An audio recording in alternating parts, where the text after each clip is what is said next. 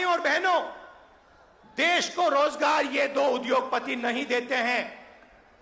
देश को रोजगार स्मॉल और मीडियम बिजनेस वाले देते हैं। देश को रोजगार किसान देते हैं। और इन लोगों की रीढ़ की हड्डी नरेंद्र मोदी जी ने तोड़ दी है, तोड़ दी है। तो आज जो इस देश को रोजगार दे सकते थे, वो इस देश को रोजगार नहीं दे सकते। और बेरोजगारी, जो आज आपको बेरोजगारी दिख रही है, वो आने वाले समय में और भी बढ़ेगी। एक तरफ आपको बेरोजगारी की चोट लग रही है और दूसरी तरफ महंगाई। मेरे पास आंकड़े हैं।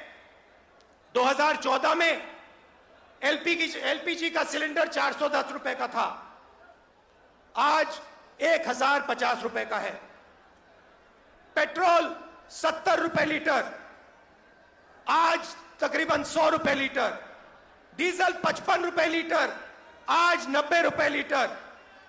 सरसों का तेल 90 रुपए लीटर, आज 200 रुपए लीटर। दूध 35 रुपए लीटर, आज 60 रुपए लीटर। आटा 22 रुपए लीटर, आज 40 रुपए लीटर केजी। हिंदुस्तान का आम नागरिक बहुत मुश्किल में है, बहुत दर्द सह रहा है। और जब विपक्ष इन बातों को पार्लियामेंट में उठाना चाहती है, तो नरेंद्र मोदी जी और उनकी सरकार विपक्ष को पार्लियामेंट में बोलने नहीं देती। चाहे किसानों का मुद्दा हो,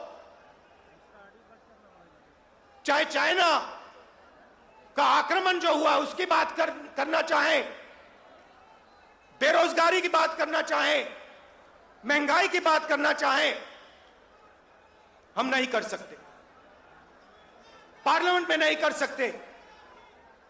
हिंदुस्तान में नफरत बढ़ रही है। उसी बात को दूसरे तरीके से कहना कि हिंदुस्तान में डर बढ़ता जा रहा है। किस चीज का डर? भविष्य का डर, महंगाई का डर, बेरोजगारी का डर, यह बढ़ता जा रहा है। और इसके कारण हिंदुस्तान में नफरत बढ़ती जा रही है। और नफरत से क्या होता है? नफरत से लोग बढ़ते हैं, देश बढ़ता है और देश कमजोर होता है। भाई और बहनों, क्या इस डर का फायदा, नफरत का फायदा हिंदुस्तान के गरीब आदमी को मिल रहा है? पिछले 8 सालों में आप मुझे बता दीजिए, हिंदुस्तान के गरीब आदमी को, किसान को, मजदूर को, छोटे दुकानदार को नरेंद्र मोदी जी की सरकार ने क्या फायदा दिया?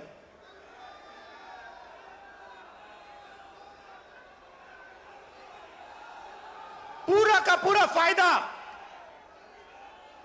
डर और नफरत का फायदा हिंदुस्तान के 2 उद्योगपति उठा रहे हैं।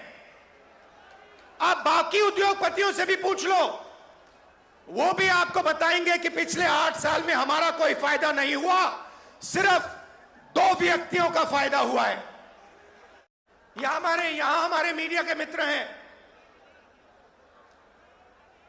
इनका काम जो जनता के मुद्दे हैं उनको उठाने का होता है, मगर ये भी अपना काम नहीं करते हैं। 24 घंटा ये कैसे करेंगे? ये मीडिया उन्हीं 2 उद्योगपतियों का मीडिया है।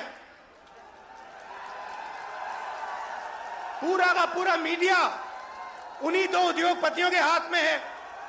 तो सच्चाई कैसे दिखेगी? सच्चाई कैसे सुनाई देगी? और जनता को सब मालूम है। जनता घर में टीवी ऑन करती है और जनता जानती है कि टीवी किसका है और टीवी किसके लिए काम कर रहा है। टीवी दो उद्योगपतियों का है, अखबार दो उद्योगपतियों के हैं और ये दो उद्योगपति नरेंद्र मोदी जी के लिए 24 घंटा काम करते हैं और नरेंद्र मोदी जी इनके लिए 24 घंटा काम करते हैं। देश में बेरोजगारी, देश में महंगाई और देश का पूरा धन दो उद्योगपतियों के हाथ में। एक तरफ मीडिया का कंट्रोल, दूसरे तरफ प्रधानमंत्री पे कंट्रोल।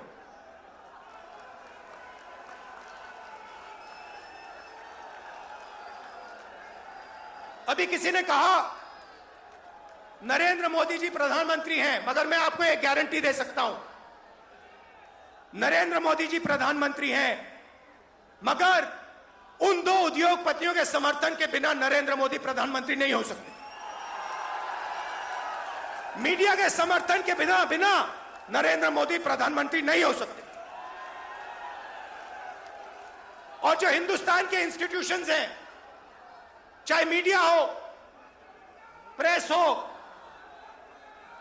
चाहे हमारी जुडिशरी हो, चाहे हमारा इलेक्शन कमीशन हो, उन सब पर